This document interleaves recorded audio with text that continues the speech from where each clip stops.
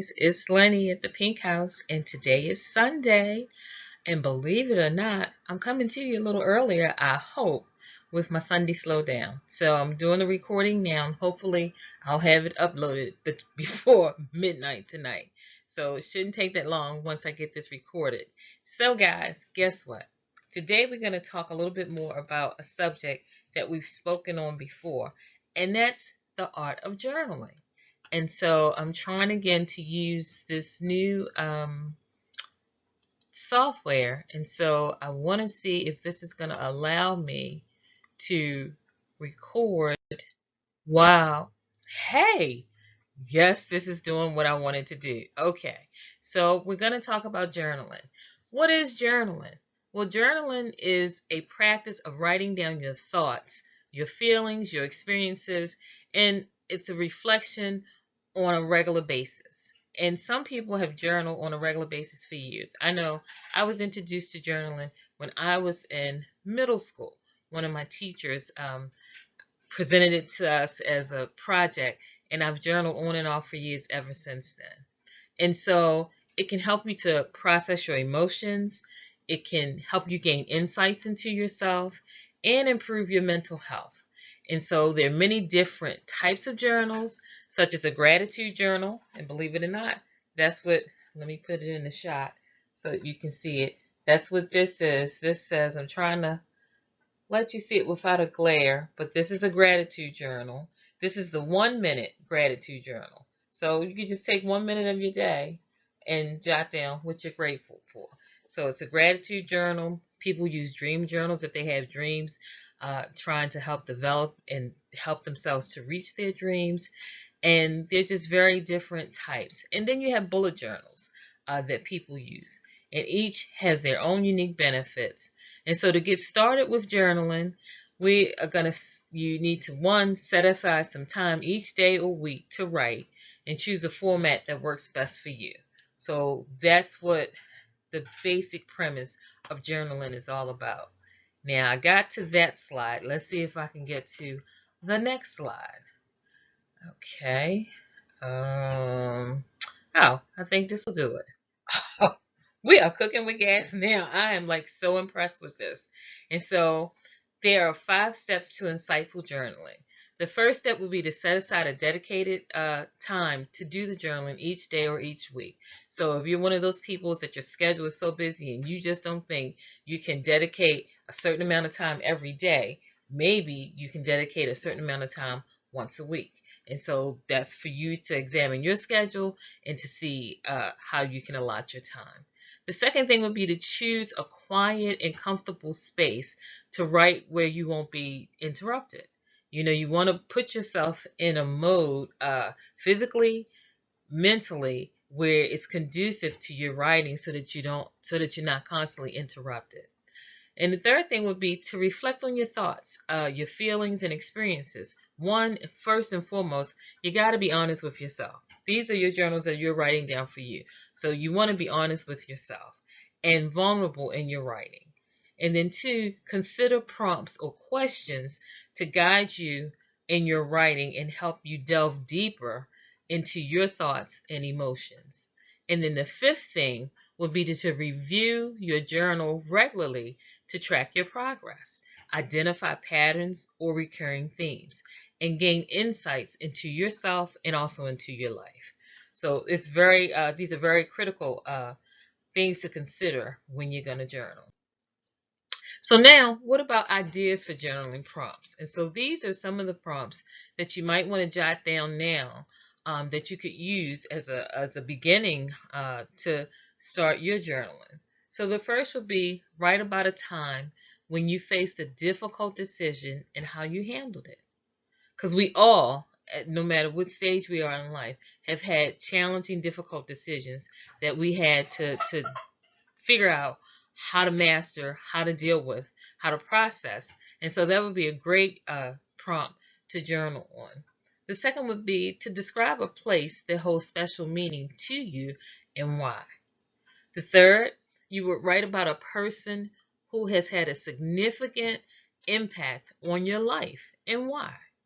The fourth would be reflect on a challenge you have overcome and what you learned from the experience. Like for me, one of the challenges that I may choose to journal about would be how I dealt with breast cancer and the different things that helped me to deal with that challenge. So you want it to be personal to you, what your experiences are. And so number 5 would be to write about a goal you have for the future and the steps you are taking to achieve it. For me, one of my personal goals is to continue development of my YouTube channel. And so this is one of those segments that I'm constantly developing for my YouTube channel, and that's my Sunday Slowdown. And it helps you to reflect, to process what happened during the week, and to gear yourself up mentally and emotionally for the week ahead. And so again it's personal to me. That's one of the goals I have, and that's making good content for my YouTube channel. So number 5 would be describe a moment of happiness and what made it so special.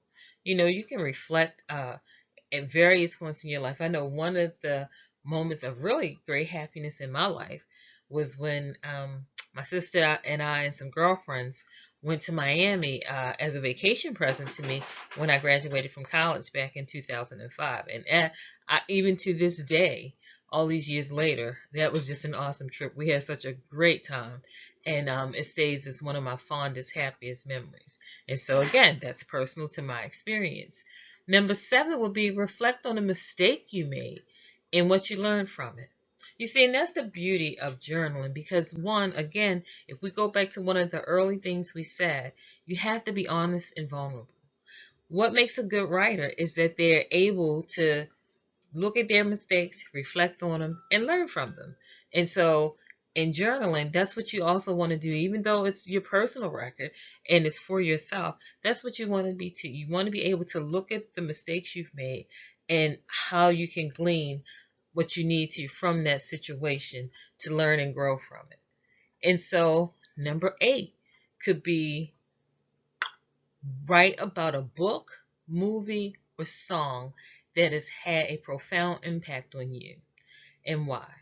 I know for me, the author, J. California Cooper, I wasn't introduced to her until I was in my late 30s. And as a result of that, some of the information in several of her books, but when I was first introduced to it, one of the social workers that I worked with told me about her writings, and so I got one, and I was like blown away, and I said to myself, man, boy, did I wish I had her writings earlier in my life, as far as choices and decisions that I made. So again, you can reflect on something like that and expound further on it. What I'm saying is just a quick blurb about it, but you could expound further on it.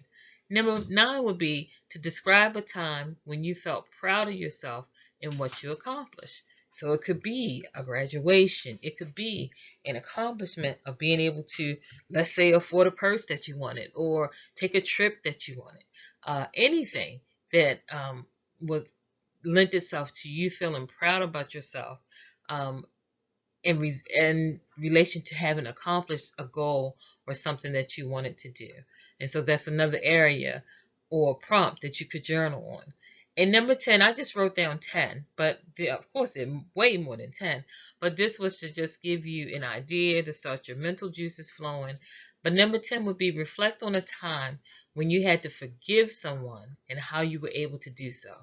And so these are good ones. They're not that easy, to sometimes there's some things we don't even want to think about ourselves, let alone put down in writing to really do some deep soul searching on it. And so they're topics that we don't want to easily jump over, like that last one about being forgiving someone. That's really important, because really when you forgive someone, you're really helping yourselves health-wise and benefit-wise. So that is the ideas for journal prompts. And so let's see what our next slide talks about. What about journaling tools? And so there are various tools available for journaling, including a physical notebook. Like I said, this one is the gratitude journal. And when you open it up, just to examine how it looks on the inside. This is after the forward and all of that kind of jazz. it's laid out in this format. I'm trying to see if you can see really clear. It's laid out in this format where it gives you today I'm grateful for, then you can date it, so it can be self-dated, and then it just gives you just a few lines for you to write something. So you, number one, no, you're not going to spend a lot of time on each entry because it's only a few lines, and then you go down to the next entry or what have you. And so this is one. Now, I just got this for me. I have been wanting this ever since I heard about it. It's Tabitha Brown's Seen, Loved, and Heard, which is a guided journal for feeding the soul. And so I really wanted to get this one. And so this is what I'm getting ready to start using. And I like it because, one, she lives with colors. And that is so, colors are so important, uh, believe it or not, to help feed the mind and the soul as well. Because, you know, just think about it. When you see somebody that's always in dark, drab colors or what have you, you know, you don't get like there's a lot of happiness going on, what have you. But when you see colors, the vibrancy, um, just the boldness of it, it makes you think of that type of energy that would feed to happiness. And so I love that she really does incorporate colors in her writing, in all of her designs, and you know, even in her cooking. You know, she feeds the food she feeds you. It's from all those colors, and so it's really how she, look at how beautiful the pages are. You know how they have it illustrated, and so it really helps to put your mind in a space to help you really go through this. And so, like, if you just look at the, I'm trying to always angle for the camera. It says, when you hear someone say love yourself, what emotions show up for you?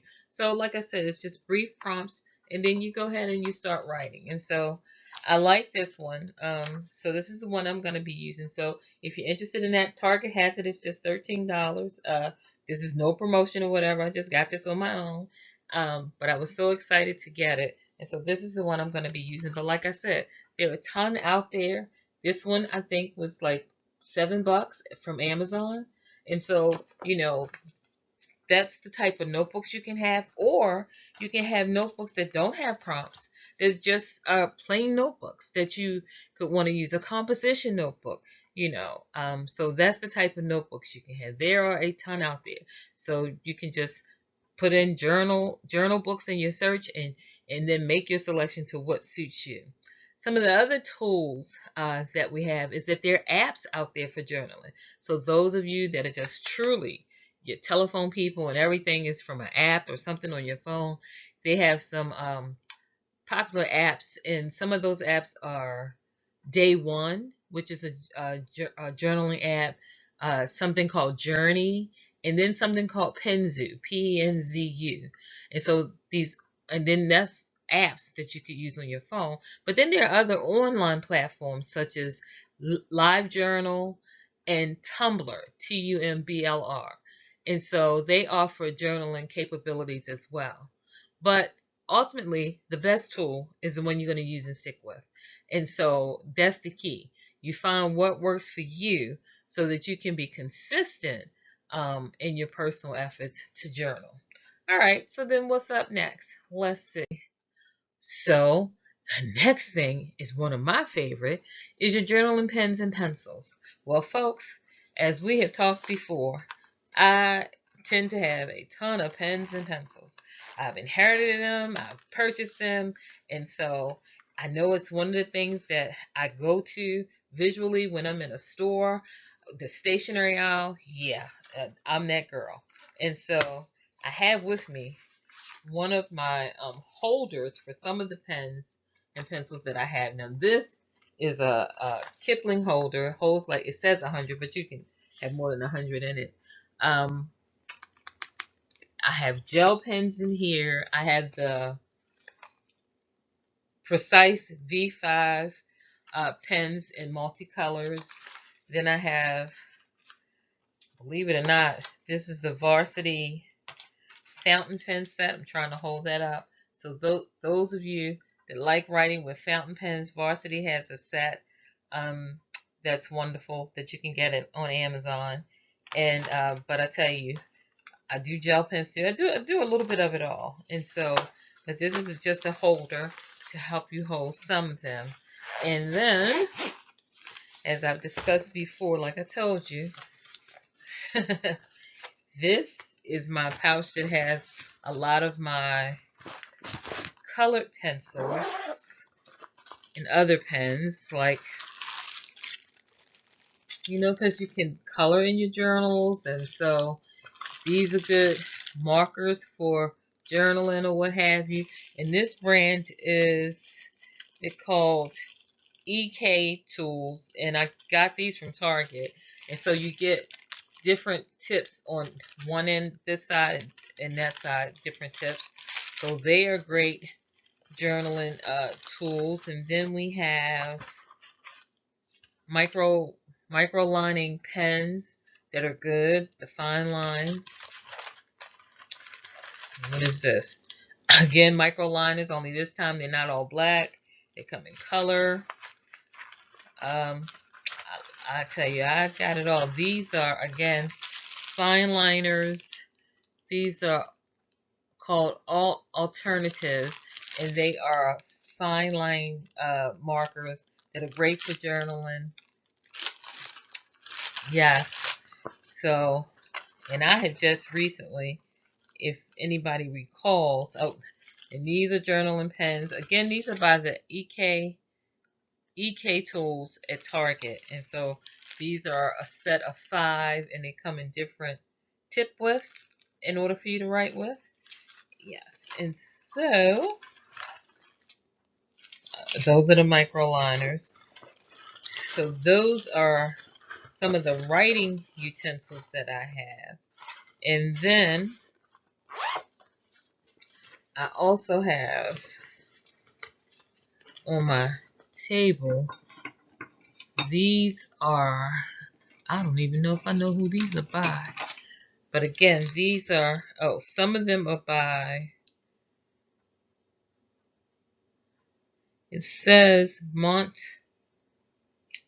can't even make out what it's saying. Montmartre fine tip marker. So these are fine tip markers. And then I have the platinum. Are these brush markers? Oh no, these are fine tips too. I don't know if you can see that tip. It's so small. You probably can't see it. But they come in colors as well. And so they're good for, like, if you want to doodle when you journal, because a lot of people that journal, they also doodle as well. So those fine tip markers are great for that as well. So those are some of the tools I have. And you want your pens and pencils, they will come with certain features such as fine tips, archival ink, so ink that is great for when you're storing it so that it won't disappear off the paper and that type of thing. You want smooth writing performance when you're using a tool, a pencil, or a pen. And that makes it easier to express your thoughts and ideas on paper. It'll be kind of choppy and stuff if every time you're writing it's bleeding or it's skipping and all of that kind of. So you want a smooth writing utensil that you want to use. And then some of the brands of journaling pens and pencils include Sakura, which is Sakura, Micron, which is those black pens. Oh, that was in here. Was a set of microns. They're the real thin ones.